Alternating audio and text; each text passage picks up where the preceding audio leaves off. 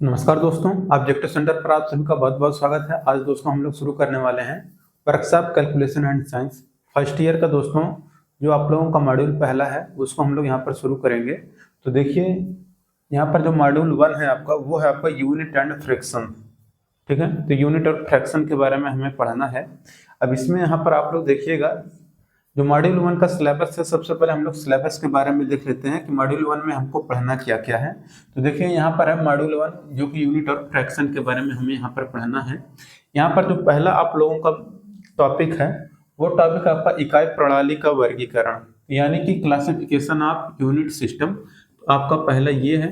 इसके बाद दूसरा जो टॉपिक आप लोगों का आ जाता है वो दूसरा टॉपिक है आप लोगों का कि मूल और व्युत्पन्न जो मात्रक होते हैं, जितने भी प्रकार के मात्रक होते हैं, मूल मात्रक होते हैं, व्युत्पन्न मात्रक होते हैं, ठीक है, और जितनी भी प्रणालियां होती हैं इन सभी के बारे में हमको देखना है। ठीक है, और इसके बाद यहाँ पर तीसरा जो है हम लोगों का वो है हमारा कि measurement of unit and conversion. तो जो भी जिसका भी हम लोग मापन करते हैं उसको एक राशि से दूसरे राशि में कैसे बदलना है, तो उन इकाइयों के रूपांतरण के बारे में हमें जानना है। इसके बाद अगला जो है हम लोगों का यहाँ पर गुणनखंड के बारे में जानना है और एलसीएम और एचसीएफ के बारे में और उससे संबंधित जो क्वेश्चन है उसके बारे में देखेंगे। इसके बाद यहाँ पर पांचवा जो है आप लोगों का टॉपिक हुआ है भिन्न जोड़ घटाना गुणा भाग। तो इन सब के बारे में जोड़ घटाना गुणा भाग कैसे किया जाता है भिन्नों का, उसके बारे में यहाँ पर हमको पढ़ना है। इसके बाद यहाँ पर देखिएगा अगला जो है हम लोगों का अगला आ जाता है हम लोगों का छठा है हम लोगों का दशमलव भिन्नों का जोड़ घटाना गुणा भाग। ठीक है, तो 10 ऊपर था भिन्न वाले का, नीचे आपका दशमलव भिन्न वाले का। ठीक है, और इसके बाद यहाँ पर सातवां जो है वो आपका कैलकुलेटर का उपयोग करके समस्याओं को हल करना। हालांकि हमको इसको नहीं पढ़ना है क्योंकि ये आपके एग्जाम में इससे कोई भी प्रश्न आपके नहीं बनते हैं। ठीक है, तो ये जो था दोस्तों आप लोगों का ये पहला सिलेबस था। ठीक है, पहले चैप्टर पहले मॉड्यूल का। तो यहाँ पर पूरा का पूरा जो हम लोग मॉड्यूल है इसको इसी टॉपिक के अनुसार हम लोग बांटेंगे और पूरा का पूरा कंप्लीट हम लोग पढ़ेंगे। ठीक है, अब यहाँ पर देखिएगा आप लोगों का पहला यहाँ पर जो है, जैसे कि यहाँ पर दिया गया है कि भौतिक राशियां क्या होती हैं और क्वांटिटी के बारे में यहाँ पर हमको जानना है। तो देखिए दोस्तों, भौतिक राशियां वो होती हैं जैसे कि आप लोग यहाँ पर देख सकते हैं, बताया कि भौतिक राशियां पदार्थों का वह गुण है जिसका मापन किया जा सकता है तथा उनके माप को संख्या के द्वारा प्रदर्शित किया जा सकता है, जैसे कि संवेग, आवेग, बल आदि। ठीक है, तो ये आपका भौतिक राशियां हैं। तो देखिए किसी भी राशि को अगर आप लोग देख रहे हैं तो उसके लिए दोस्तों दो चीजों का होना जरूरी है। एक तो आप जो अंक दिखाते हैं, ठीक है, दूसरा आपको उसको संबोधित करने के लिए कुछ ना कुछ आपको उसके पीछे लगाना पड़ता है। जैसे कि अगर आप लोग देखिएगा, जैसे कि आप कोई सामान खरीद रहे हैं, बाई चांस अगर मार्केट में गए 1 किलो केला ले रहे हैं, तो आप लोग कैसे बताएंगे कि बाई चांस एक ऐसे लिख दिया जाए तो आप लोग नहीं जान पाएंगे। ठीक है, तो इसलिए मात्रक क्या होते हैं, जैसे कि आप मार्केट में गए, आपको सेव लेना है, सेव अगर लेना है तो वहाँ पर क्या कहेंगे, हमको 1 चाहिए, किलो चाहिए, 2 किलो चाहिए, 3 किलो। तो यहाँ पर बाई चांस जो हम लोग केजी लगाते हैं, ठीक है, इसी का मेन महत्व होता है। ठीक है, नहीं तो सिर्फ आप इसी को ही इंगित करके अगर आप लोग कोशिश करेंगे तो ये आपका अनकम्प्लीट माना जाएगा। इसलिए जरूरी ये है कि इसके साथ हमें जो ये मात्रक होते हैं उनको भी बोलना जरूरी होता है। ठीक है, अब यहाँ पर एक चीज यहाँ पर देखिएगा,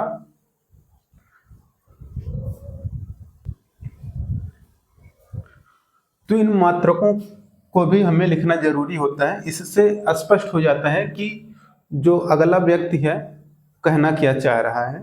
जैसे कि अगर आप मात्र इसको ना लिखें, सिर्फ यही आगे का लिख दें कि आपको 1 चाहिए केला। ठीक है, तो या तो आप क्वांटिटी बता दें कि हमको 1 केला चाहिए, तो वो क्वांटिटी हो गई।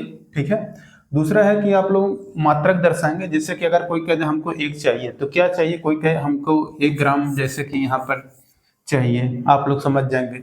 या एक की कोई समझेगा हमको 1 किलो की बात किया है, कोई कहेगा हमको 1 कुंटल की बात किया है। ठीक है, 1 कुंटल की बात किया है। तो ये दोस्तों आपका अलग अलग हो जाता है, इसलिए मात्रकों का होना जरूरी है। ठीक है, किसी चीज को व्यक्त करने के लिए स्पष्ट कर देता है कि अगला इंसान कहना क्या चाह रहा है। ठीक है, इसलिए मात्रकों का होना काफी जरूरी है।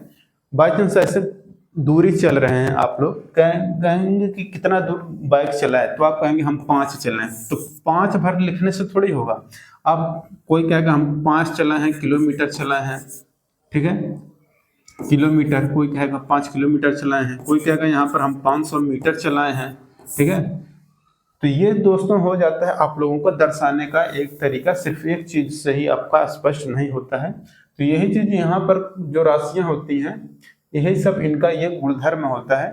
ठीक है, किसी चीज को व्यक्त करने का। तो भौतिक राशि पदार्थों का वह गुण है या प्रॉपर्टी है जिनका उपयोग मापन में किया जा सकता है तथा उनकी माप को संख्या के द्वारा प्रदर्शित किया जा सकता है। ठीक है, तो जैसे कि आप 1 किलो ले रहे हैं सेब, या 2 किलो लें या 5 किलो लें, तो यहाँ पर ये जो मात्रक हैं ये बहुत इंपॉर्टेंट रोल अदा करते हैं। ठीक है, तो इन्हीं के आधार पर अगर आप लोग देखेंगे तो यहाँ पर देखिएगा, तो मात्रकों का होना जरूरी है। तो किसी व्यक्ति या पिंड के मानक मापन की इकाई को हम लोग मात्रक कहते हैं। किसी भी भौतिक राशियों को व्यक्त करने के लिए 2 राशियों की आवश्यकता होती है। एक तो आपको न्यूमेरिकल वैल्यू जो कि आप लोग लेते हैं वो, ठीक है, जैसे 1 2 3 4 5 हो गया, और इसके बाद एक मात्रक होता है जो कि उसके साथ में हम लोग लगाते हैं। तो इन दोनों का दोस्तों होना काफी जरूरी है, तभी हम लोग क्या कर सकते हैं, अच्छे तरीके से किसी भी मात्रक को और उसके बारे में पढ़ सकते हैं। ठीक है, रुक जाइएगा थोड़ा सा।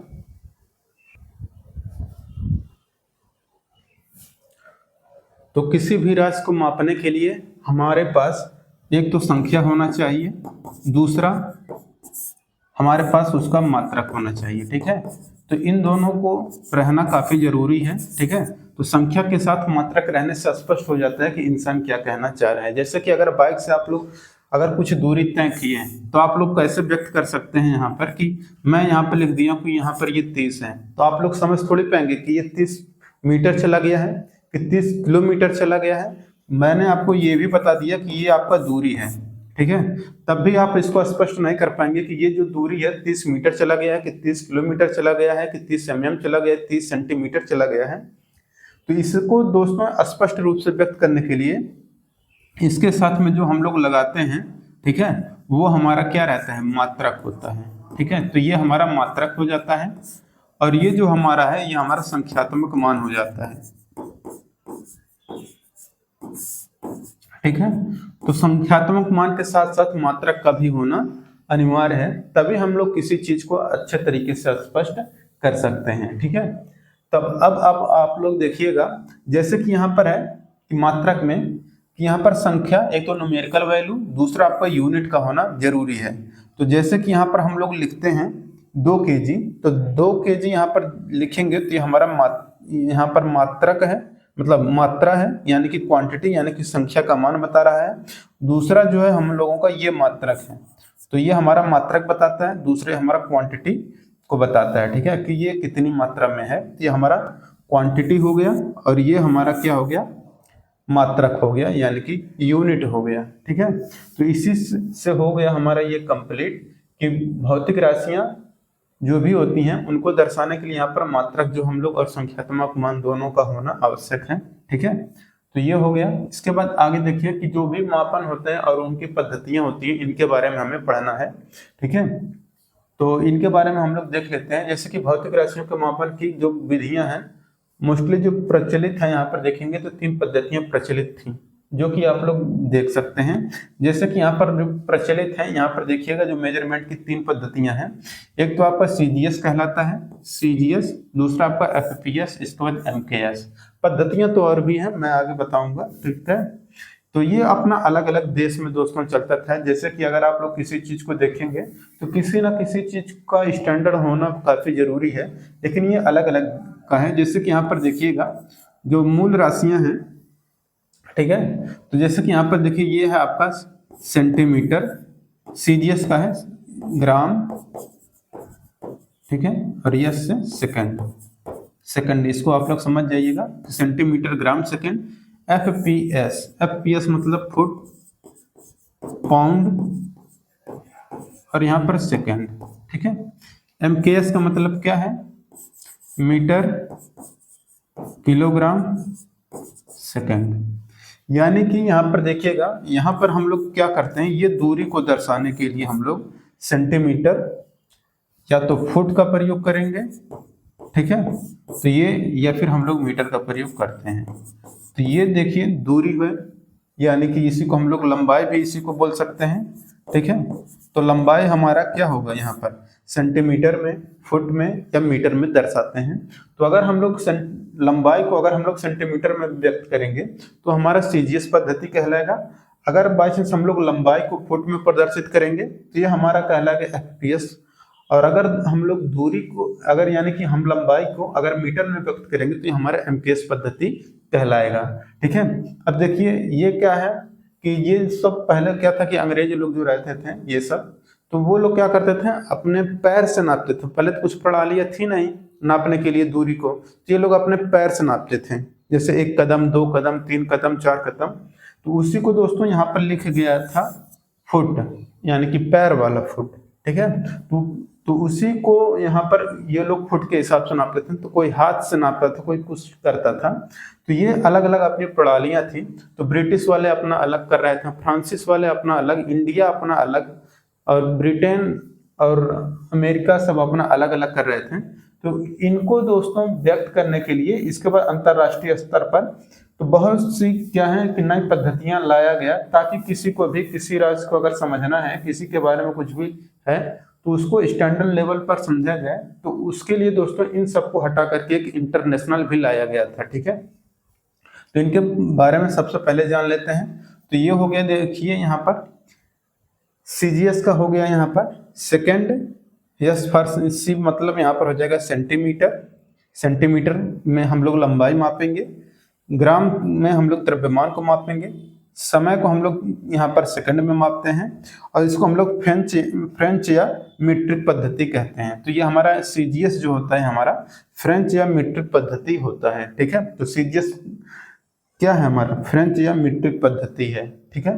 इसी तरह हम लोग बात करें यहाँ पर तो एफपीएस है। तो एफपीएस में देखिएगा, एफ मतलब होता है, इसको हम लोग ब्रिटिश पद्धति भी कहते हैं। मैंने आपको बताया था ना, ये हमारा फुट जो है पैर से, ये ब्रिटिश यानी कि अंग्रेज वाले जो रहते थे तो ये ब्रिटिश पद्धति का उपयोग करते थे। तो यहाँ पर लंबाई को वो लोग व्यक्त करने के लिए अपने पैरों से मापते थे, तो इसलिए उसको वहां पर ये लोग फुट कह दिए थे, ठीक है। इसके बाद यहाँ पर पाउंड आ गया था, जो कि द्रव्यमान था। पाउंड, द्रव्यमान को हम लोग पाउंड में मापते हैं, और समय को यहाँ पर सेकंड में मापते हैं, ठीक है। तो ये था हमारा एफपीएस पद्धति। इसके बाद यहाँ पर आ गया एमकेएस पद्धति, जो कि इसको भी हम लोग मीट्रिक पद्धति भी कहते हैं, ठीक है। तो यहाँ पर लंबाई को हम लोग मीटर में व्यक्त करते थे, द्रव्यमान को किलोग्राम में, और समय को सेकंड में व्यक्त करते थे, ठीक है। तो ये यहाँ पर कुछ मापन की जो पद्धतियां हैं 3, जो कि सीजीएस, एफपीएस और इसके बाद एमकेएस, ये आपके कंप्लीट हो गए। तो इसमें दोस्तों प्रत्येक अक्षर का यहाँ पर फुल फॉर्म में भी पूछा जाता है, तो आपको अच्छे तरीके से याद रखना है। यहाँ पर जो भी चीजें हैं आपको लंबाई, द्रव्यमान और समय को बताता है। इसमें जो पहला अक्षर रहेगा वो आपको हमेशा लंबाई को बताएगा, ठीक है। पद्धतियों में कोई भी अगर पद्धति है तो यहाँ पर इसका शॉर्ट फॉर्म में अगर देखेंगे तीनों में, तो पहला जो अक्षर रहेगा यहाँ पर ये आपका लंबाई को बताता है। किसको बताता है, लंबाई को। दूसरा वाला जो यहाँ पर जैसे कि ये रहेगा, ये आपका बताता है आपका द्रव्यमान को, ठीक है। और इसके बाद ये आपका द्रव्यमान हो गया। इसके बाद यहाँ पर जो तीसरा रहता है ये आपका समय को बताता है। तो ये हमारे मूल मात्रक हो जाते हैं। तो लंबाई, द्रव्यमान और समय हमारे ये सब मूल मात्रक है, ठीक है। अब देखिए, जैसे कि अब आप लोग देखिएगा, अगर कोई किताब है आप लोग लिख दिए हैं, ठीक है, अगर उसको इंडिया में चलाना है तो हिंदी भाषा में रहेगा, तो सभी के सभी लोग पढ़ लेंगे। लेकिन अगर वही बुक, अगर कोई चीजें, अगर जानकारी है, अगर अमेरिका में भेज दिया जाए तो वहां पर हिंदी बहुत सारे लोग नहीं समझ पाएंगे, या फिर चाइना में अगर भेज दिया जाए तो लोग नहीं समझ पाएंगे। तो इनको क्या किया गया इंटरनेशनल लेवल पर कि कोई ऐसा लैंग्वेज यूज किया जाए, ऐसा मात्रक यूज किया जाए कि किसी को भी दिक्कत ना हो। जैसे कि अगर आप सभी लोग अपना डायग्राम बना के ले गए, ठीक है, जैसे कि कोई चीज अपना स्केल लेकर गए, तो उसको अगर कोई नापेगा, लंबाई बाई चांस इतना है, इतना अगर ये लंबाई है, ठीक है, तो ये वाला जो सीजीएस वाला रहेगा तो ये कहेगा हमारा कुछ अलग लंबाई का है, तो ये अपना सीध कहेगा मेरा इतना सेंटीमीटर है। एफपीएस वाला कहेगा ये मेरा इतना फुट है, और ये एमकेएस वाला कहेगा मेरा इतना मीटर है। तो यहाँ पर सभी को समझने में दिक्कत होगा। क्या पता अगला इंसान जो एफपीएस जान रहा है उसको एमकेएस और सीजीएस के बारे में ना पता हो, या जिसको सीजीएस पता है इन दोनों के बारे में ना पता हो सकता है किसी को ये दोनों पता हो, ये ना पता हो, तो उसको समझने में दिक्कत हो रही थी। तो सभी लोगों का यहाँ पर एक मीटिंग बैठा, इंटरनेशनल लेवल पर, और वहां पर यह निर्धारित किया गया कि किसको किस राष्ट्र में मापना है इंटरनेशनल लेवल पर। तो वहां पर आ जाता है, यहाँ पर एसआई पद्धति को शुरू किया गया। फिर इन सभी को दोस्तों स्टैंडर्ड लेवल पर से हटा दिया गया। ठीक है, तो इसलिए स्टैंडर्ड लेवल पर जो हम लोग नापते हैं वो हमारा रहता है एसआई यूनिट। तब एसआई यूनिट के बारे में हम लोग पढ़ लेते हैं। तो एसआई यूनिट के बारे में देखिए, अंतरराष्ट्रीय पद्धति जो कि सिस्टम ऑफ इंटरनेशनल कहलाता है, एसआई पद्धति, इसको 1971 में दोस्तों जब ये मीटिंग हुआ था फ्रांस की राजधानी में, तब ये आपका ये मापतौल का यहाँ पर पूरा का पूरा जिक्र किया गया था। तो देखिए सन 1971 ईस्वी में फ्रांस की राजधानी पेरिस में मापतौल विभाग के अंतरराष्ट्रीय अधिवेशन में एसआई पद्धति को मान्यता मिली। तो किसी भी राज्य को मापने के लिए एकदम स्टैंडर्ड यहाँ पर लेवल जारी किया गया, उसी को हम लोग बोलते हैं एसआई पद्धति। अब इस एसआई पद्धति में दोस्तों यहाँ पर दो चीजें निकल कर आई, तो उनके बारे में हम लोग देख लेते हैं कि एसआई मात्रक के बारे में। तो एसआई मात्रक में सबसे पहले आ गया आपका बेसिक यूनिट। ठीक है, तो बेसिक यूनिट यानी कि जो आधारी मात्रक रहेंगे हमारे क्या रहेंगे, उनको निर्धारित किया गया। इसके बाद यहाँ पर एक दूसरा आपका पूरक मात्रक आ गया है जो कि सप्लीमेंट्री यूनिट है। मेन चीज तो हमारा यही है, ये आपका बहुत ही कम पूछा जाता है, इसका मात्र यूनिट भर पूछा जाता है, या कह देता कि सप्लीमेंट्री यूनिट कितने हैं, तो उसकी संख्या 2 होती है। तो पूरक मात्रक कितने होते हैं, तो ये आपके 2 पूरक मात्रक होते हैं। ठीक है, तो देखिए यहाँ पर सबसे पहले आधारी मात्रक, दूसरा आपका है पूरक मात्रक। तो आधारी मात्रकों यानी कि बेसिक यूनिट या फंडामेंटल यूनिट जो यहाँ पर होती हैं, इसकी संख्या कितनी होती है, तो 7 होती है। इसको याद रखिएगा, कहेंगे यहाँ पर फंडामेंटल यूनिट की संख्या कितनी होती है या बेसिक यूनिट कितने होते हैं, तो वो कितने होते हैं, 7 होते हैं। इसको याद रखिएगा। कहेंगे यहाँ पर सप्लीमेंट्री यूनिट कितने होते हैं, तो इसकी संख्या हमेशा 2 होती है। ठीक है, तो यहाँ पर दोस्तों ये हो गया आपके टोटल, यहाँ पर 7 इधर 2 इधर 9। ठीक है, तो ये हो गया दोस्तों बेसिक यूनिट की संख्या कितनी होती है, 7, और यहाँ पर सप्लीमेंट्री यूनिट की संख्या होती है 2। ठीक है, इनको आपको याद रखना है। अब देखिए ये 7 क्या क्या होते हैं, इनके बारे में हमें अब पढ़ना है। तो देखिएगा यहाँ पर जो 7 हैं राशियां, इनको हमको पढ़ना है जो बेसिक यूनिट माने जाते हैं। देखिए बेसिक यूनिट वो होते हैं जिनका कि दोस्तों किसी भी प्रकार से उत्पन्न नहीं किया जा सकता है। ठीक है, तो उनको हम लोग बेसिक यूनिट कहते हैं। इनको किसी भी विधि से हम लोग प्राप्त नहीं कर सकते हैं, ये बेसिक है, इसी के आधार पर ही हम लोग अगला मात्रक निकाल सकते हैं। ठीक है, तो ये हमारा बेसिक चीजें हैं। तो यहाँ पर ये पूछा जाता है कि बेसिक यूनिट हमारे कितने हैं, तो बेसिक यूनिटों की संख्या जो है हमारा 7 है। ठीक है, याद रखिएगा बेसिक यूनिटों की संख्या कितनी है, 7 है। तो कौन कौन सा है, देखिए सबसे पहले है यहाँ पर लेंथ यानी कि लंबाई। लंबाई को अगर हम लोग व्यक्त करेंगे तो हम लोग मीटर में व्यक्त करेंगे, और मीटर को व्यक्त करने के लिए हम लोग स्मॉल m का प्रयोग करेंगे। ठीक है, बाकी ये तो बीमा है, तो बीमा जब भी हम लोग लिखेंगे तो यहाँ पर उसके लिए बीमा लंबाई के लिए कैपिटल L हमारा ये बीमा होता है। ठीक है, दूसरा बात करते हैं यहाँ पर द्रव्यमान का। तो द्रव्यमान देखिए जो होता है हम लोग इसको व्यक्त करेंगे किलोग्राम में, इसका मात्रक होता है केजी, और इसके बाद यहाँ पर बीमा जो होता है वो आपका कैपिटल M होता है द्रव्यमान। इसी तरीके से अगर बात करें समय का, तो समय का जो मात्रक होता है वो हमारा सेकंड होता है।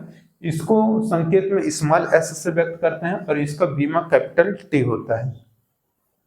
याद रखिएगा तापमान, तापमान यहाँ पर हो गया हमारा टेम्परेचर, इसका दोस्तों यहाँ पर हो गया केल्विन। ठीक है, इसका मात्रक क्या होता है, केल्विन। संकेत इसका दोस्तों होता है यहाँ पर K, और इसका बीमा भी यहाँ पर K हो गया। देखिए कहीं कहीं पर बुक में देखेंगे ये आपका थीटा से भी व्यक्त किया रहता है, तो वो बात की बात है, उससे आपको घबराना नहीं है। इंटर में आप लोग पढ़े भी होंगे, हो सकता है कहीं कहीं पर बीमा के जगह पर ये जो रहता है टेम्परेचर को हम लोग यहाँ पर थीटा से बीमा में व्यक्त कर देते थे, तो आपको उसको घबराना नहीं है। ठीक है, तो कोई के से कोई थीटा से भी व्यक्त करता है। तो धारा देखिए, धारा आ गया। धारा का यहाँ पर देखिए जो मात्रक होता है वो आपका एम्पियर होता है। एम्पियर का संकेत यहाँ पर कैपिटल ए होता है, और इसके बाद यहाँ पर जो बीमा लिखते हैं हम लोग, वहां पर भी हम लोग ए लिखते हैं। ठीक है, तो ये हो गया। कहीं पर इसको आई से भी व्यक्त कर देते हैं, तो उसको भी मत घबराइएगा आप लोग। ठीक है, तो एमपी बीमा इसका ए हो गया। ज्योति तीव्रता के बारे में देखिएगा, तो ज्योति तीव्रता का जो मात्रक होता है वो रहता है आपका कैंडेला। ठीक है, इसको याद लिख लीजिएगा, कैंडेला। ज्योति तीव्रता कैंडेला, इसको सीडी से व्यक्त करते हैं, बीमा इसका सी है। ठीक है, अब देखिए पदार्थ की मात्रा यहाँ पर देखिए, किसी भी पदार्थ को अगर हम लोग मापते थे वहां पर तो किलोग्राम और सब जो कुछ भी था उसके जगह पर यहाँ पर एक स्टैंडर्ड लाया गया पदार्थों को मापने के लिए, ये आपको कहलाता है मोल। ठीक है, पदार्थ की मात्रा हमेशा किस में मापा जाता है? मोल में, MOL, और इसका संकेत कैपिटल N। तो ये दोस्तों आप लोगों का कुछ मात्रक है जो कि आपका ये बेसिक या आधारी यूनिट कहलाते हैं, जिनकी टोटल संख्या कितनी है? 7। ये कौन कौन से हैं? लंबाई, द्रव्यमान, समय, तापमान, धारा, ज्योति तीव्रता और पदार्थ की मात्रा। तो इनको मापने के लिए हम लोग ये मात्रक यूज करते हैं। ये हमारा बेसिक है, इसी से बाकी सारे की सारी चीजों का निर्माण किया जाएगा। तो ये दोस्तों बेसिक यूनिट थे। दूसरा जो था सप्लीमेंट्री यूनिट, वो आपके 2 प्रकार के होते हैं। सप्लीमेंट्री यूनिट के बारे में हम लोग पढ़ लेते हैं। ये हमारे हैं पूरक मात्रक जो कि सप्लीमेंट्री यूनिट है। तो देखिए सप्लीमेंट्री यूनिट जो है आपके यहाँ पर 2 हैं, जो कि आपका है समतल कोण यानी कि प्लेन एंगल। कोणों को मापने के लिए यहाँ पर हम लोग रेडियन का प्रयोग करते हैं। तो यहाँ पर रहता हमारा क्या? समतल कोण, यानी कि कोण को मापने के लिए हम लोग रेडियन का प्रयोग करेंगे। शॉर्ट में इसको RAD भी बोलते हैं। दूसरा यहाँ पर ठोस कोण यानी कि सॉलिड एंगल को मापने के लिए हम लोग स्टेरेडियन का प्रयोग करते हैं, और ये हमारा SR होता है। ठीक है, तो स्टेरेडियन यानी कि ये हमारा SR हो गया। इसके बाद देखिए यहाँ पर कहा गया जो समय होता है हमारे सापेक्षिक राशि नहीं है, क्योंकि समय किसी भी अन्य भौतिक राशि पर निर्भर नहीं होता है। तो देखिए दुनिया की हर एक चीज किसी ना किसी चीज से सापेक्षिक हो सकती है, लेकिन समय किसी पर भी निर्भर नहीं करता है। चाहे पृथ्वी उलट जाए, पलट जाए, कुछ भी हो जाए, लेकिन समय हमेशा चलेगा। आपकी घड़ी खराब हो जाएगी लेकिन समय नहीं रुकेगा। ठीक है, इसलिए समय क्या है कि किसी भी चीज पर निर्भर नहीं करता है। आपकी घड़ी भले ही खराब हो जाए, स्लो हो जाए, तेज हो जाए, उससे नहीं मतलब है, लेकिन समय आपका चलता रहेगा, समय हमेशा व्यतीत होगा। ठीक है, और इसको कहीं से भी हम लोग किसी भी विधि से प्राप्त भी नहीं कर सकते हैं समय को। तो जो समय बीत गया वो बीत गया, दोबारा नहीं आने वाला है। तो इसलिए समय जो होता है सापेक्षिक राशि नहीं है, क्योंकि यह किसी भी भौतिक राशि पर निर्भर नहीं करता है। अब देखिए यहाँ पर और चीजें हैं जो कि है व्युत्पन्न मात्रक। तो देखिए व्युत्पन्न मात्रक वो मात्रक होते हैं जो कि मूल मात्रकों से निकल कर आते हैं। तो जो हमने आपको 7 मात्रक मूल मात्रक बताए थे, इन्हीं 7 मूल मात्रकों से निकलकर ही व्युत्पन्न मात्रकों का यहाँ पर हम लोग निर्धारण करते हैं। तो देखिए वह मात्रक जो आधारी मात्रक से निकल कर आते हैं उनको व्युत्पन्न मात्रक कहलाते हैं। तो जो हमारा बेसिक यूनिट था 7 फंडामेंटल यूनिट, उसी से जो निर्माण किया जाता है वो हमारा व्युत्पन्न मात्रक कहलाता है। ठीक है, बाकी इनका जो निर्माण होता है बेसिक वाले से ही होता है, लेकिन बेसिक का निर्माण किसी से भी नहीं हो सकता है। ठीक है, सिर्फ और सिर्फ जो व्युत्पन्न मात्रक होते हैं इनका जो निर्माण होता है वह बेसिक यूनिट से किया जाता है। ठीक है, तो देखिए यहाँ पर है कुछ यहाँ पर दिए गए हैं। सिर्फ इतना ही नहीं है, जितना भी चीज देखेंगे उन 7 के अलावा वो सारे के सारे आपके व्युत्पन्न मात्रक रहते हैं। ठीक है, जैसे कि एरिया यानी कि क्षेत्रफल है ये आपका। तो क्षेत्रफल को अगर आप लोग देखेंगे तो क्षेत्रफल को हम लोग मापने के लिए लंबाई गुणे चौड़ाई का प्रयोग करते हैं। ठीक है, तो ये हमारा लंबाई और गुणे चौड़ाई। ठीक है, तो यही फार्मूला होता है। तो इसमें हम लोग क्या करते हैं, मीटर गुणे मीटर, तो ये हमारा क्या हो जाता है, मीटर स्क्वायर हो जाता है। ठीक है, तो इस तरीके से दोस्तों ये हमारा एक्सप्रेशन यानी कि ये फार्मूला हो गया लंबाई गुणे चौड़ाई। व्यक्त करने को हमारा मीटर स्क्वायर या वर्ग मीटर भी उसको हम लोग बोलते हैं। ठीक है, इसी तरह से वॉल्यूम है जो कि हमारा होता है आयतन, आयतन हो गया। इसके बाद यहाँ पर एरिया यानी कि क्षेत्रफल गुणे ऊंचाई यहाँ पर हम लोग करते हैं, तो क्षेत्रफल गुणे ऊंचाई। ठीक है, तो ये हमारा यहाँ पर क्या हो जाता है, क्षेत्रफल हमारा मीटर स्क्वायर, ऊंचाई है तो हमारा फिर मीटर आ जाएगा इसका मात्रक। तो यहाँ पर हम लोग क्या देख रहे हैं, देख ये रहे हैं कि इनका ये मूल मात्रक है। तो मूल मात्रक गुणे मूल मात्रक से हम लोग निकाल रहे हैं, सब मूल मात्रक से ही ये सब निकल कर आए हैं, इसलिए हम लोग इनको क्या बोलते हैं, व्युत्पन्न मात्रक। ये देखिए डेंसिटी है जिसको कि हम लोग घनत्व बोलते हैं। तो घनत्व बराबर हमारा क्या होता है, द्रव्यमान बटा आयतन। ये हो गया हमारा द्रव्यमान बटा आयतन। ठीक है, तो ये द्रव्यमान बटा आयतन हो गया। द्रव्यमान को हम लोग किसमें व्यक्त करते हैं, किग्रा में, और यहाँ पर आयतन है तो यहाँ पर हम लोग मीटर क्यूब का प्रयोग करेंगे। तो किग्रा प्रति मीटर क्यूब, या इसी को हम लोग लिखते हैं किग्रा मीटर का पावर -3। तो -3 ये बताता है कि आपको ये जो घात था नीचे यहाँ पर यम क्यूब था, ये ऊपर चला गया है, तो इसलिए यहाँ पर इंटू में ये आ गया है। ठीक है, तो इसी तरह से वेलोसिटी यानी कि वेग, तो वेग आ गया, तो ये होता है डिस्प्लेसमेंट बटा टाइम यानी कि विस्थापन बटा समय। तो ये हो गया दोस्तों आपका विस्थापन बटा समय। इसका मात्रक क्या होता है? मीटर प्रति सेकंड। विस्थापन का मीटर, समय का सेकंड होगा, तो मीटर प्रति सेकंड हो जाएगा। इसी तरह से मोमेंटम यानी कि संवेग होता है, तो संवेग जो होता है ये आपका द्रव्यमान गुणे वेग के बराबर होता है, तो यहाँ पर द्रव्यमान हो जाएगा और इसके बाद यहाँ पर वेलोसिटी यानी कि वेग हो जाएगा। तो इसका मात्रक क्या निकल कर आएगा? किग्रा मीटर प्रति सेकंड। ठीक है, तो ये चीजें हो गई आप लोगों की संवेग की। एक्सीलरेशन यानी कि त्वरण, इसी को हम लोग बोलते हैं। तो त्वरण में अगर देखेंगे तो वेलोसिटी इनटू टाइम यानी कि यहाँ पर वेग बटा समय होता है ये हमारा, तो वेग परिवर्तन बटे समय अंतराल होता है एक्चुअल में इसका एक्सीलरेशन, वेग परिवर्तन बटे समय अंतराल। तो ये हो गया आपका मीटर प्रति सेकंड स्क्वायर, ये आपका त्वरण का हो जाता है। इसके बाद यहाँ पर देखिए आपका फोर्स यानी कि ये हमारा बल का है, तो बल में अगर आप लोग देखेंगे तो ये हमारा आएगा द्रव्यमान गुणे त्वरण। ठीक है, तो ये हमारा द्रव्यमान हो गया और ये गुणे त्वरण हो गया। ठीक है, तो द्रव्यमान गुणे और त्वरण से हमारा बनाएगा कि यहाँ पर किग्रा मीटर प्रति सेकंड स्क्वायर। ठीक है, या इसी को हम लोग यहाँ पर देखिए, या न्यूटन ये आपका नहीं होगा, ये आपका बल का मात्रक होता है। ठीक है, तो यहाँ पर इसको हटा दीजिए, ये किग्रा मीटर पर सेकंड स्क्वायर होता है। प्रेशर यानी कि दाब है। अच्छा, हम समझे एक्सीलरेशन। ठीक है, ये आपका न्यूटन है। ठीक है, इसी को हम लोग न्यूटन बोलते हैं। F इंटू एस, यही है एम में, F equal to m into ये होता है द्रव्यमान गुणे त्वरण। तो ये होगा आपका किग्रा मीटर पर सेकंड स्क्वायर, इसी को हम लोग बोलते हैं न्यूटन। ठीक है, तो ये आपका न्यूटन हो गया। इसके बाद यहाँ पर देखिए प्रेशर यानी कि हो गया हमारा दाब। ठीक है, तो दाब क्या होता है? फोर्स अपन एरिया यानी कि बल बटा क्षेत्रफल। तो बल बटे क्षेत्रफल, तो ये बल बटा क्षेत्रफल हो गया। इसका मात्रक न्यूटन पर मीटर स्क्वायर होता है, इसी को हम लोग पास्कल भी बोलते हैं। ठीक है, तो एक पास्कल बराबर 1 न्यूटन पर मीटर स्क्वायर होता है। तो इसी को हम लोग न्यूटन पर मीटर स्क्वायर को पास्कल भी बोलते हैं। ये हो गया आपका। अब देखिए एनर्जी यानी कि आपका क्या है? ऊर्जा, इसी को हम लोग दोस्तों क्या बोलते हैं? वर्क। ठीक है, तो एनर्जी वर्क आपका फोर्स इंटू डिस्टेंस हो जाएगा। इसको न्यूटन मीटर या इसी को हम लोग जूल में व्यक्त करते हैं। तो यानी कि ऊर्जा, इसी को हम लोग बोलते हैं काम भी। ठीक है, तो ऊर्जा और काम का जो मात्रक है आपका फोर्स इंटू डिस्प्लेसमेंट से निकालते हैं, ये होता है न्यूटन मीटर या इसी को हम लोग जूल बोलते हैं। ठीक है, तो ये सब आपका एमकेएस में ये सब पूरा यूनिट दिया गया है या एसआई यूनिट दिया गया है। और इसके बाद यहाँ पर देखिए 10वां जो आपका है सरफेस टेंशन यानी कि इसी को हम लोग बोलते हैं पृष्ठ तनाव। ठीक है, ये हो गया पृष्ठ तनाव। पृष्ठ तनाव में यहाँ पर देखिए फोर्स इंटू लेंथ होता है, यानी कि फोर्स बटा लेंथ है। फोर्स यानी कि यहाँ पर हो जाएगा बल। ठीक है, और बटे यहाँ पर लंबाई है, फोर्स बटा लंबाई।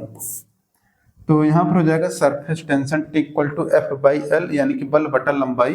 ये इसका मात्रा हो जाएगा न्यूटन प्रति मीटर, या इसी को हम लोग बोलते हैं W बटा m स्क्वायर भी, यानी कि यहाँ पर हो जाता है ऊर्जा प्रति मीटर स्क्वायर वाला। ठीक है, तो इस तरीके से ये आपका हो जाता है। ठीक है, तो ये चीजें आप लोगों के दी गई हैं, आप लोग इसको देख लीजिएगा। तो यह है व्युत्पन्न मात्रक जो कि इसी से निकल कर आता है। ठीक है, अब देखिए अगला है यहाँ पर, ये व्युत्पन्न मात्रक हो गया। अब देखिए जो हमारे 3 मात्रक थे, मतलब मापने के लिए जो प्रणालियां थी 3, उन प्रणालियों को जैसे कि एफपीएस पद्धति था, सीजीएस था और एमकेएस था। ठीक है, तो इनमें दोस्तों क्या क्या मात्रक होते हैं, ये जो राशियां होती हैं इनके बारे में यहाँ पर दिया गया है। जैसे कि अगर यहाँ पर देखेंगे तो यहाँ पर ब्रिटिश इकाई दिया गया है, मीट्रिक इकाई दिया गया है और यहाँ पर इंटरनेशनल इकाई दिया गया है। ठीक है, तो यहाँ पर देखिएगा मीट्रिक इकाइयों में आपका सीजीएस यहाँ पर है और एमकेएस भी यहाँ पर दिया गया है। ठीक है, और इसके बाद यहाँ पर आपका एसआई यूनिट जो कि आपका इंटरनेशनल वाला होता है, बाकी यहाँ पर आपको ब्रिटिश वाला एफपीएस वाला तो यहाँ पर चारों राशियां यहाँ पर दी गई हैं।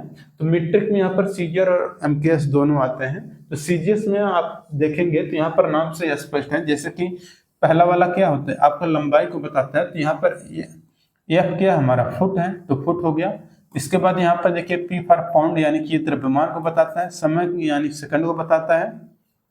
विद्युत धारा को यहाँ पर एम्पियर में, और इसको तापमान को फ़ारेनहाइट में, ज्योति तीव्रता हमारे यहाँ पर कैंडेला में होता है। इसी तरीके से अगर सीजीएस में देखा जाए तो सीजीएस मात्रक में लंबाई को सेंटीमीटर में, द्रव्यमान को यहाँ पर देखेंगे तो यहाँ पर हमारा ग्राम में होता है, और इसके बाद समय देखेंगे तो हमारा सेकंड में रहता है, और विद्युत धारा को हम लोग एम्पियर में व्यक्त करते हैं,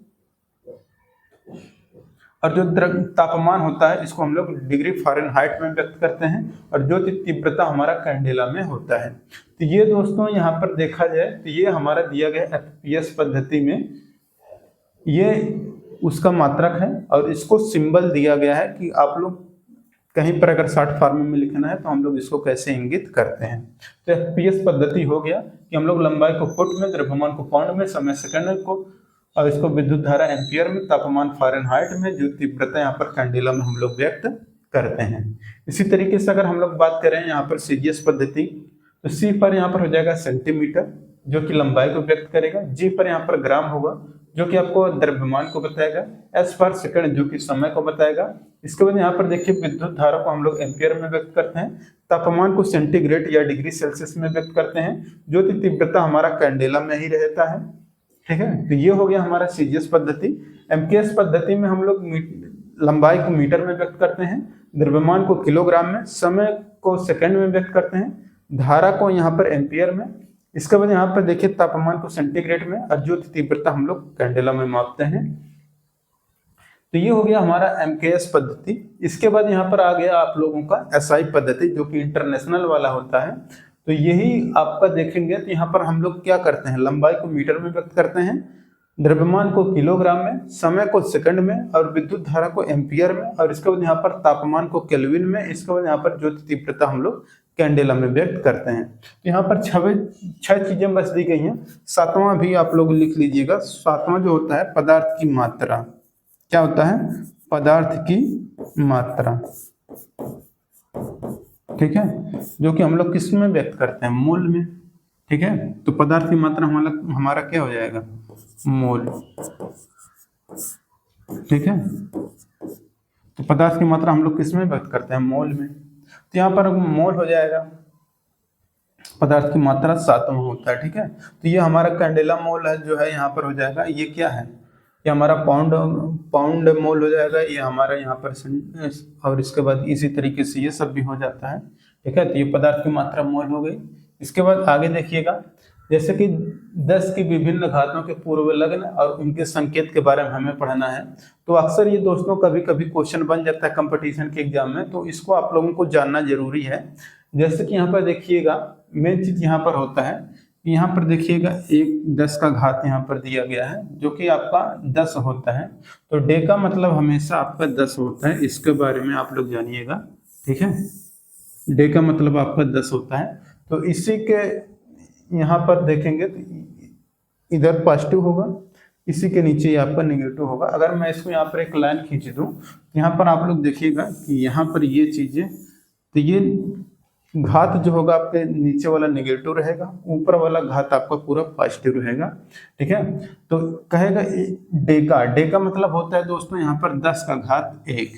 ठीक है, तो डे का मतलब होता है 10 का घात 1। हेक्टो मतलब होता है आपका 10 का घात 2। किलो मतलब होता है 10 का घात 3। मेगा मतलब होता है 10 का घात 6। तो गीगा मतलब होता है 10 के घात 9। इसके बाद टेरा मतलब होता है 10 के घात 12। पेटा मतलब होता है 10 घात 15, और एक्सा मतलब होता है आपका 10 के घात 18। ठीक है, तो ऐसे इसी तरीके से एक प्रश्न इसमें पूछा जाता है कन्वर्जन के रूप में, कि इसको बताइए क्या होगा। ठीक है, जैसे कि कभी पूछ लेगा कि 1 मेगावाट, ठीक है, 1 मेगावाट बराबर क्या होता है। तो 1 मेगावाट, इसको इस तरीके से लिखिए, 1 मेगावाट बराबर क्या होगा। तो मेगा मतलब होता है आपका 6, 10 के घात 6 वाट। ठीक है, तो 10⁻6 वाट लिखने से अच्छा है हम लोग मेगावाट लिख देते हैं, ठीक है।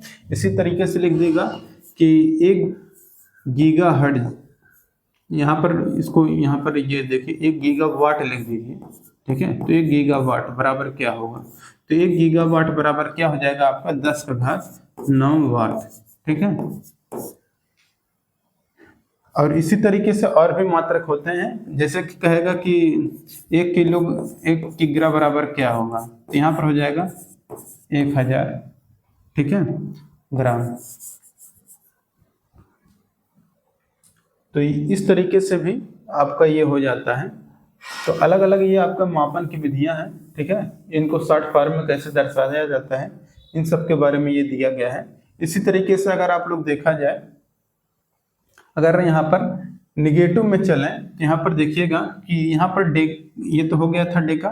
डेसी की बात करें तो डेसी मतलब होता है 10⁻⁻1, सेंटी मतलब होता है आपका 10⁻⁻2, मिली मतलब होता है आपका 10⁻ यहाँ पर -3, और माइक्रो मतलब होता है 10⁻⁻6, एक नैनो बराबर होता है 10⁻⁻9, पीको मतलब होता है 10⁻⁻12, फेम्टो मतलब 10⁻⁻15, एटो मतलब 10⁻⁻18, ठीक है। तो ये चीजें आपको याद रखनी है, ठीक है। अच्छा, आप लोगों को अक्सर यही दिक्कत होता है कि किसमें हम लोग माइनस लिखें, किसमें हम लोग प्लस लिखें। तो एक चीज यहाँ पर ध्यान दीजिएगा, थोड़ा सा मात्र यहाँ पर एक ट्रिक है, उसको याद रखना है आपको कि यहाँ पर देखिएगा लास्ट में जितने भी यहाँ पर ओ आ रहे हैं, अपवाद भी आएगा उसको छोड़ करके, जैसे कि लास्ट में ओ रहा है फेम्टो, ये वाला जो मात्रा आपके लास्ट में आएगा वहां पर हमेशा निगेटिव होगा। ये वाला जो मात्रा, या फिर इंग्लिश वाले अपना ओ रट लीजिएगा, ठीक है। अभी यहाँ पर कुछ अपवाद भी हैं उसको छोड़ करके, ठीक है। तो एटो मतलब 10⁻⁻18, लास्ट में ओ आ रहा है या ऐसे मात्रक आ रहा है, तो ये क्या बताएगा कि ऊपर जो भी घात होगा एटो मतलब 18, तो यहाँ पर कितना हो जाएगा माइनस। फेम्टो देखिए, फेम्टो मतलब ये 15 आपको याद पड़ रहा होगा, तो 15 यानी कि 15, लेकिन यहाँ पर ओ आ रहा है तो माइनस। पीको मतलब यहाँ पर होता है 12, पीको मतलब 10⁻⁻12, तो पीक मतलब यहाँ पर 12 हो गया, ओ आ रहा है तो यहाँ पर -12 हो जाएगा, ठीक है। नैनो तो 9 आपको लग ही रहा है कि नैनो, तो 9 यानी कि ये -9 हो जाएगा। माइक्रो तो यहाँ पर फिर ओ आ रहा है तो ये आपका -6 हो गया, ठीक है। बाकी यहाँ पर सेंटी आ गया ना, अब यहाँ पर देखिएगा ई आ गया, तो ये भी आपका क्या है, तो मिली मतलब 10⁻⁻3, ये तो मिली सेंटी डेसी ये तो आप लोग जान ही रहे होंगे। तो मिली मतलब 10⁻⁻3, सेंटी मतलब 10⁻⁻2, और डेसी मतलब आपका 10⁻⁻3। तो ये सब तो सभी को याद हो जाता है, ये याद हो जाता है और ये याद हो जाता है, और ये भी तो याद ही रहता है। तो ये इतना चीजें तो सभी को याद रहती हैं। कंफ्यूजन आपको यहाँ नीचे वाले में होता है और ये ऊपर वाले में होता है। तो ये चीज याद रखिएगा कि लास्ट में अगर ओ आ रहा है तो ये आपका माइनस रहता है, क्योंकि अक्सर जो भी कंफ्यूजन होता है लोगों को मात्र इसी में होता है, और ये ऊपर के यहाँ पर इतने में होता है लोगों को, ठीक है। तो यहाँ पर ये मिली तो समझ रहे होंगे आप लोग। बाकी यहाँ पर देखिए लास्ट में जो लास्ट में ए आता है, इसके लास्ट में ए आएगा या आ आएगा, हिंदी वालों के लिए आ आएगा, और इसके लास्ट में ए आएगा अंग्रेजी वालों के लिए। तो अगर एक्सा लिखा है, आ लिखा है, लास्ट में आ रहा है, तो यहाँ पर 10 घात पॉजिटिव आएगा। एक्सा मतलब 18, 10 घात 18 पॉजिटिव में। पेटा मतलब पेटा यानी कि 15 आ रहा है तो 15 आएगा, एक आ रहा है तो यानी कि पॉजिटिव में रहेगा। टेरा 10 घात 12 टेरा आएगा, लास्ट में आ रहा है ना, हिंदी में पढ़ेंगे आ आएगा, अंग्रेजी में देखेंगे तो ए आएगा, तो वो आपका पॉजिटिव। गीगा मतलब 10 घात यहाँ पर न हो जाएगा, जो कि लास्ट में आ रहा है या ए आ रहा है, इसलिए वो भी पॉजिटिव हो गया। मेगा मतलब 10 के घात 6, ये तो सबको याद होगा। किलो मतलब यहाँ पर 10 घात 3, ये सब तो याद ही होगा। तो ये आप लोग तरीका याद रखिएगा। थोड़ा सा यहाँ पर है जो कंफ्यूजन होता है वही चीज यहाँ पर आप लोग देखिएगा, लास्ट में अगर आ आएगा, ठीक है, आ जाए या फिर ए आ जाए, ठीक है, आ आएगा, ये ए आएगा तो वो पॉजिटिव वाला है।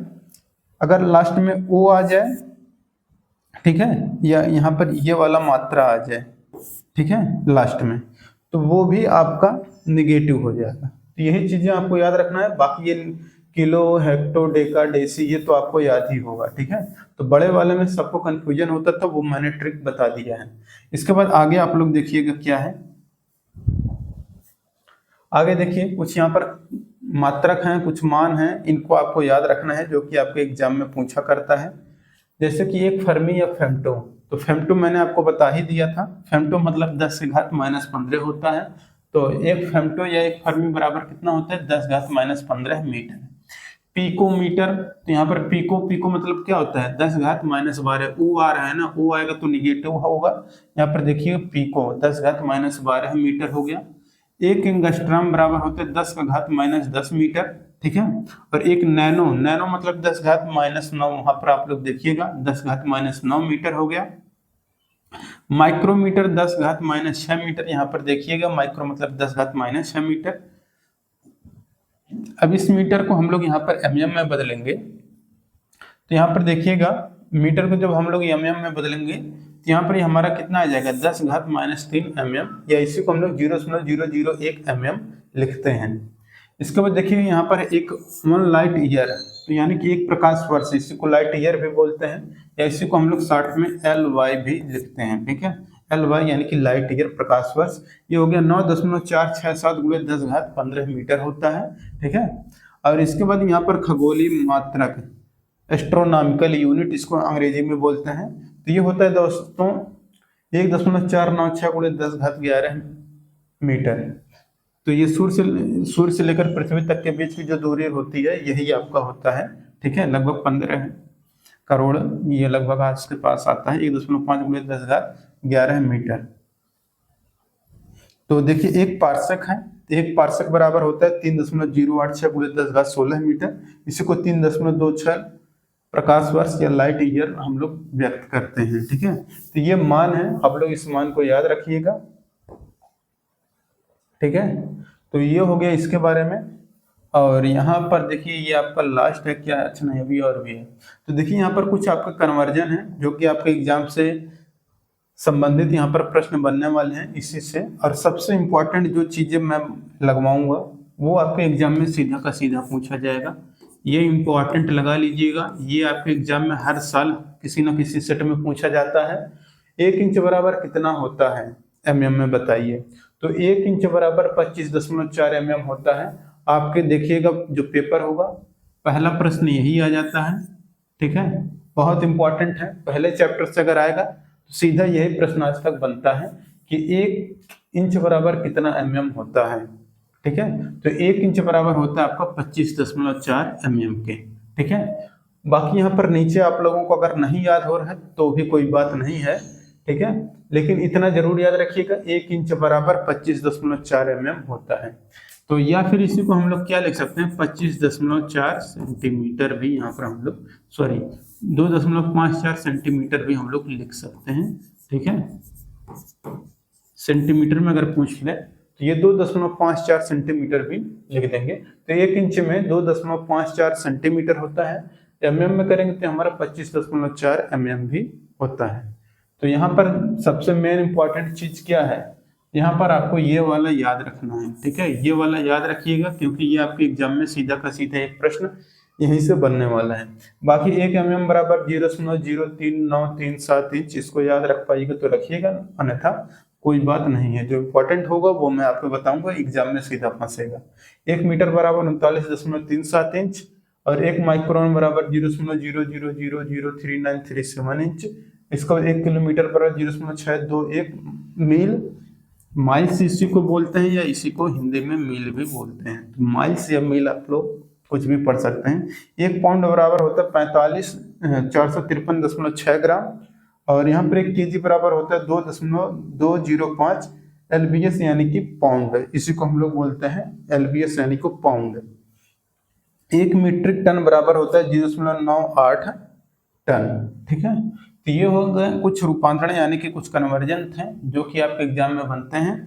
और देखिएगा यहाँ पर कुछ फार्मूला आप लोगों को याद रख लेना है और इसका मान याद रख लेना है। बाकी इसके बारे में जो फार्मूले का यूज है और इसका मान कैसे निर्धारित करते हैं, ये सब हम लोग पढ़ेंगे यहाँ पर। टेम्परेचर का जो आप लोगों का चैप्टर है, ठीक है, तापमान वाला, उसमें हम लोग पढ़ेंगे आगे, ठीक है। लेकिन ये आपको स्टार्टिंग में ये चीजें आपको जानकारी के लिए रख लेना है कि जैसे कि यहाँ पर पैमाने का नाम दिया गया है, 4 तरीके का यहाँ पर पैमाना दिया गया है, जैसे सेंटीग्रेड पैमाना, फ़ारेनहाइट पैमाना, केल्विन पैमाना और रोमर पैमाना, ठीक है। तो ये 4 यहाँ पर पैमाने दिए गए हैं। इसका हिमांक बिंदु क्या है, ठीक है, और इसका क्वथनांक बिंदु क्या है, इसके बारे में यहाँ पर ये बताया गया है। अब देखिए यहाँ पर जो सेंटीग्रेड है, इसका हिमांक बिंदु यानी कि इसी को हम लोग जमाव बिंदु भी बोलते हैं, ठीक है। तो ये हो गया आपका 0 डिग्री सेल्सियस है हिमांक बिंदु।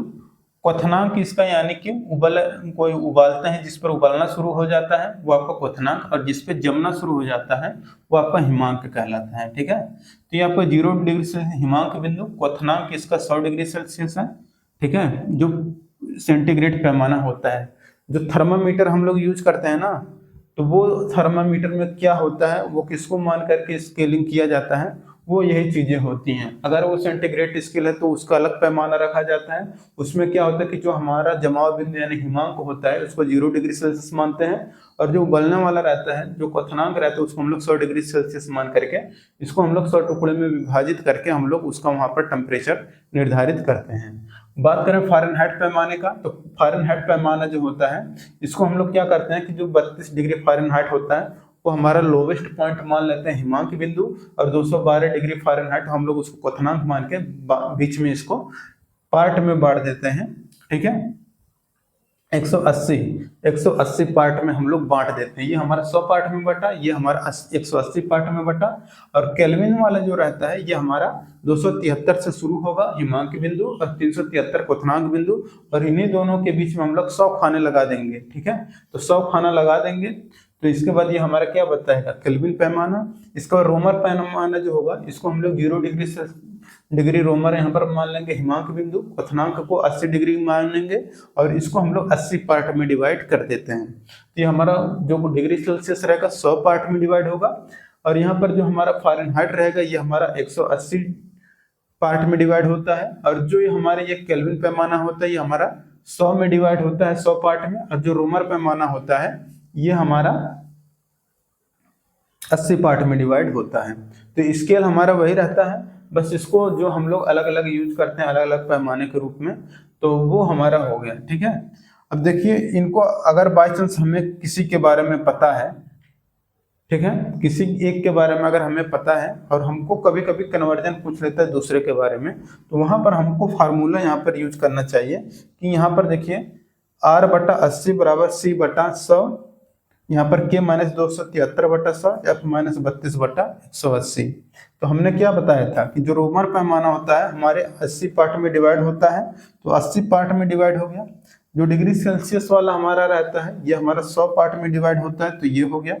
केल्विन वाला जो रहता है हमारा, देखिए केल्विन वाला ये हमारा ये 100 पार्ट में डिवाइड होता है, इसलिए यहाँ पर 100 से भाग दे देते हैं। फ़ारेनहाइट वाला हमारा देखेंगे तो 180 पार्ट में डिवाइड होता है, तो 180 से यहाँ पर हम लोग भाग दे देते हैं। इसमें से क्या करते हैं कि जो हमारा ये रहता है उसको हम लोग घटा देते हैं, ठीक है, हिमांक वाला ये जो बिंदु रहेगा वो, ठीक है। जैसे कि यहाँ पर देखिएगा R है 80, C है तो यहाँ पर 100 वाला है तो ये 0, बाकी यहाँ पर केल्विन में से 273 घटाएंगे तो बटा 100 करेंगे, ये 32 होना, ये -32/180 करेंगे, ठीक है। तो ये हमारा फार्मूला आता है, इसको यूज कैसे करना है ये हम लोग टेम्परेचर वाले चैप्टर में पूरा न्यूमेरिकल भरा हुआ है इसी पैटर्न इसी फार्मूले पर, तो उसको हम लोग वहां पर देखेंगे, ठीक है। आपके चैप्टर में पहले वाले में मात्र इतना ही था इसके बारे में, बाकी इसके बाद LCM SCF के बारे में है, दशमलव भिन्न के बारे में है, तो उसको हम लोग देखेंगे अगले पार्ट में, ठीक है। तो ये आज का क्लास दोस्तों यहाँ पर समाप्त होता है, और वीडियो अगर अच्छा लगा हो अपने दोस्तों के पास जरूर शेयर करिएगा।